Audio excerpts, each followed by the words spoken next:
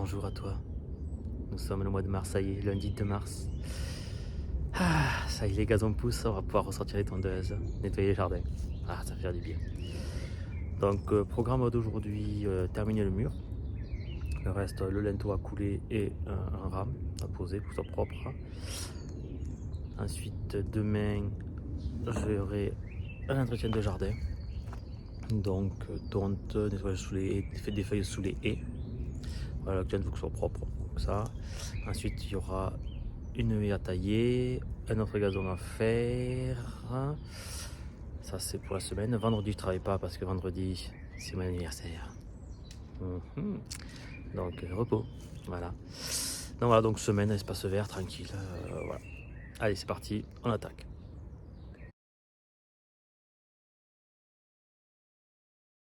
Mardi 3. J'aime pas ça quand je suis pas bien. Hier soir, donc je suis rentré, j'ai renvoyé tout ce que j'avais dans le ventre.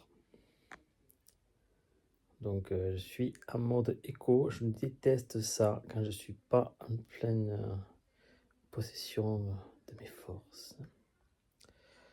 Donc j'ai annulé les clients, je leur ai dit que j'étais pas bien et tout. Ils m'ont dit préservez-vous, c'est pas grave, il n'y a pas urgence. Donc voilà, j'ai décalé à demain, j'espère que ça ira mieux. Mais bon, voilà, j'ai pris ce qu'il fallait, mais franchement, quand j'ai dû prendre un petit coup de froid, je me suis trop emballé. Donc voilà, bon, allez, bon, ben, on se retrouve demain. Ciao, je vais me reposer. Ça fait 2 mois que je me repose. Entretien à faire, donc un nettoyage de printanier.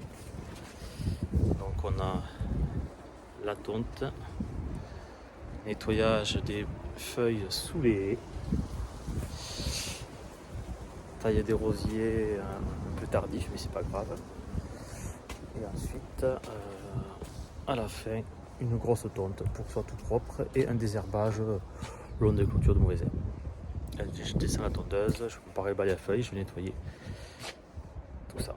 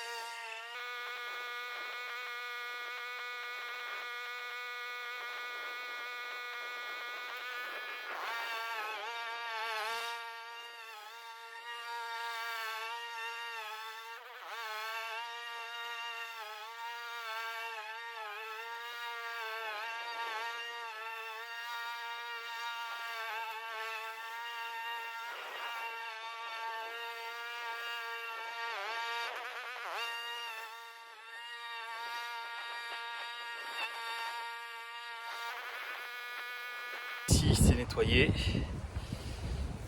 J'ai nettoyé toutes les feuilles qui étaient sous les haies.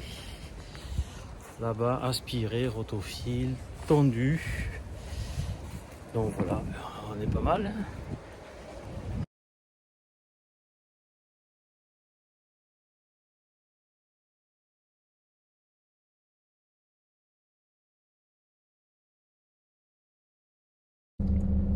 Bon, je te mets des photos du devis, donc des palmiers à faire péter. Donc chez le client, je l'ai attaillé, que j'ai planté il y a 6 ans. Et c'est deux palmiers, c'est deux pieds de palmiers. Donc un triple pied et l'autre un double pied à virer puisqu'ils sont un peu fatigués. Et puis le client a peur qu'il tombe sur la maison. Donc voilà. Donc j'ai mangé, puis là je vais enquiller sur une tonte.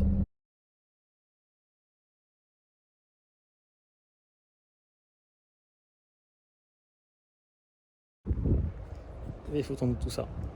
C'est parti. Alors j'ai pas pris la grosse tondeuse parce que j'avais déjà l'autre dessus. Et puis je voulais pas tirer la remorque avec la Z122. Donc j'ai pris la 821. Je l'avais déjà attaché, donc allez, je m'y attelle. C'est parti pour une petite heure d'entretien. Donc 30 et rotophile.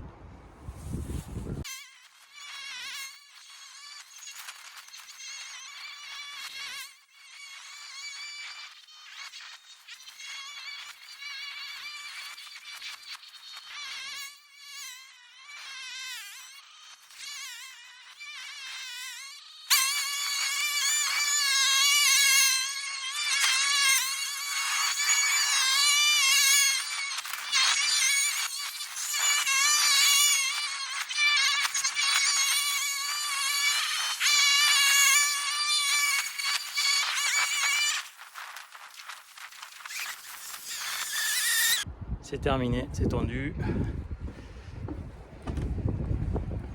Voilà, j'ai passé tondeuse, rotophile, souffleur. On est nickel. Et on va continuer la journée. Là, je vais chercher du matos pour un chantier, puis ça sera bon.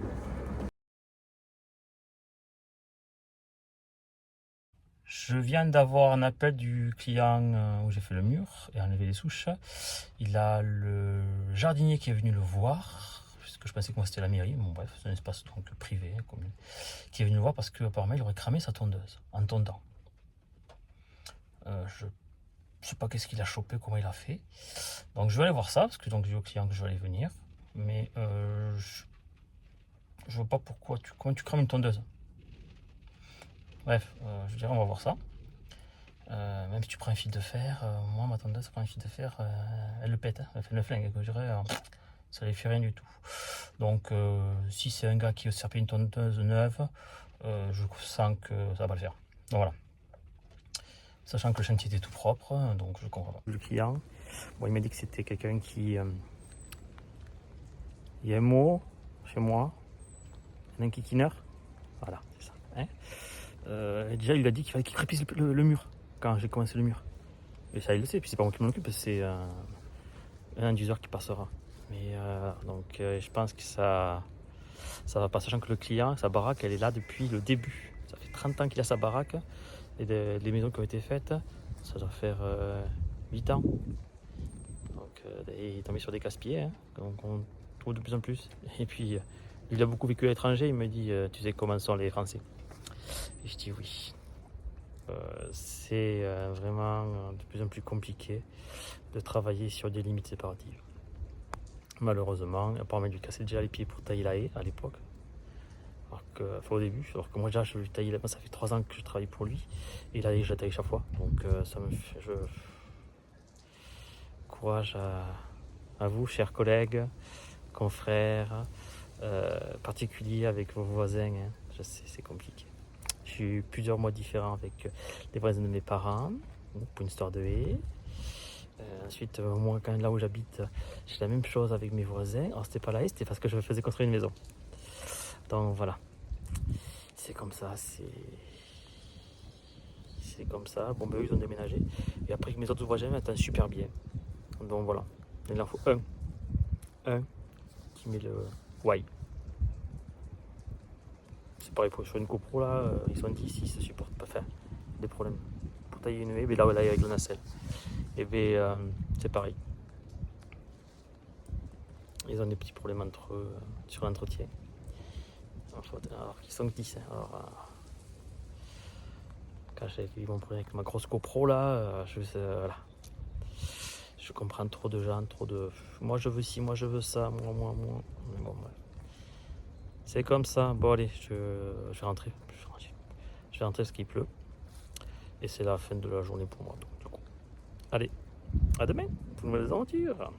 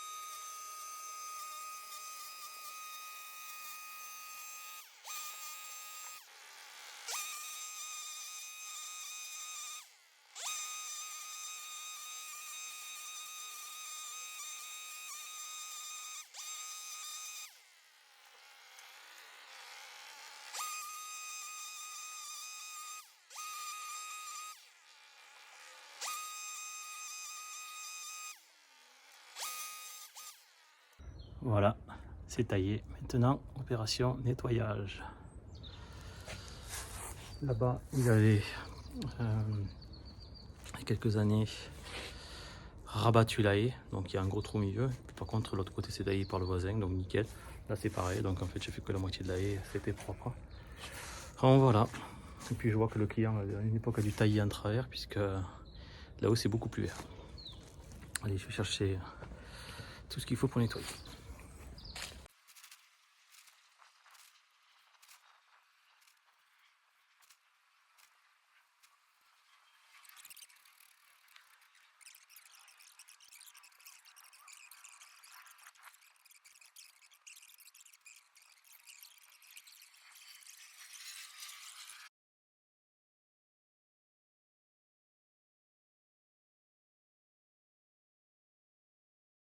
Chantier terminé, camion vidé. Maintenant, on continue la journée tranquillement. Et d'abord, je vais boire un petit coup. À tout à l'heure. Donc, c'est quelque chose que tu ne vois jamais quand je travaille. C'est ma zone de stockage de mon matériel. Donc, c'est un conteneur 20 pieds. Je l'avais acheté neuf il y a 7 ans maintenant, pour stocker mes affaires. Donc voilà, donc là normalement, tu as la Z122R, ensuite tu as la mini pelle qui rentre. Ensuite là il y a ma première débroussailleuse FC 350 de mémoire. C'est ma première tronçonneuse, donc que j'ai depuis 2009, quand j'ai commencé un petit peu à trafiquer les espaces verts. Et après donc j'ai là la FS 361, le taille style HS45. Le reste du premier acheté, je ne sais plus comment c'était. Enfin bref, le lamier du taille orientable. Je crois que c'était acheté 95, un truc comme ça. Je sais plus. Donc voilà, j'ai quand même encore du matos d'origine, puisque j'ai même, je vais garder là le tube. Si le moteur avait lâché, ben, au bout de, depuis 2009, tu as compris que il est un peu morflé, quoi. Puis les carburants s'est dégradé, donc voilà. Après le râtelier, des outils en spare que j'utilise de temps en temps, style ça, le Bigos ou le Trident, comme tu veux. J'avais ça quand j'étais gosse. J'ai une vieille faux aussi là. Après j'ai ici les roues de rechange de tracteur, donc j'ai Le premier tracteur que j'avais, j'ai les roues agraires. Quand j'étais donc le 2350, il y a les roues agraires. Le 231, il y a les roues agraires, aussi bien avant qu'arrière. Là, il y a un autre jeu, roues et jantes du pick-up. Un échafaudage en alu pour les qui sont très hautes. Un vestiaire que j'ai récupéré. Accroché en l'air, l'a acheté 105. Donc voilà, et puis le harnais, puis après 2-3 fournitures, morceaux de gazon synthétique là-haut, bon bref, les bidons de carburant qui sont vides, le motoculteur, la tarière, tout ce qui est haute pression. Et à la base ici j'ai rentré le BX 2350 avec son bac de ramassage donc pour vidage en hauteur, le plateau de coupe, j'y rentré tout et je peux tout y rentrer si je vire des conneries. Donc voilà, pas du tout. Je peux rentrer là la mini pelle. Si en gros je pousse tout, je peux rentrer un tracteur, un deuxième tracteur. Donc voilà, ça fait 6 mètres de long. Donc c'est pratique. Ça y est, j'ai fini de ranger. Donc j'ai rangé la 821 Pro, le Rotofi. Donc voilà, c'est tout ce qui est rangé ici. Et donc je voulais rentrer la mini pelle, mais plus de batterie. Donc je l'ai mis à charger, je la rentre après. Comme ça, elle sera protégée. Et après, je te montre un petit peu l'entretien. Bon, ça se décolle de temps en temps. C'est voilà, ça c'est tout les chronos des matériels pour les vidanges des révisions.